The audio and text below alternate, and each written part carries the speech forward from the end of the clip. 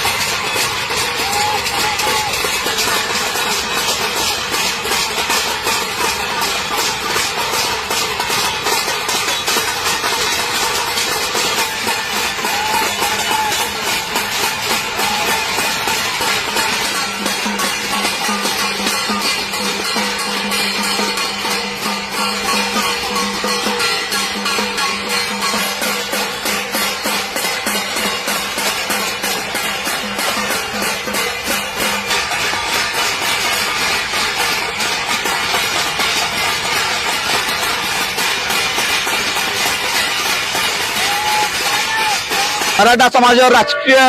अन्याय करून झोपीची सोंग घेतलेले जिल्ह्याचे पालकमंत्री जयकुमार गोरे, आमदार देवेंद्र कोटे, शहराध्यक्ष रोहिणी तडवळकर यांना जागा करण्यासाठी आणि आमच्या समाजाच्या मागण्याकडे लक्ष देण्यासाठी आणि न्याय देण्यासाठी मुख्यमंत्री देवेंद्र फडणवीस,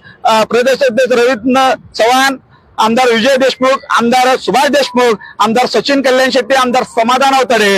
यांना जागा करण्यासाठी आज आम्ही मराठा समाजाने थाळीनाद आंदोलन आम्ही तिथे केलेलं आहे।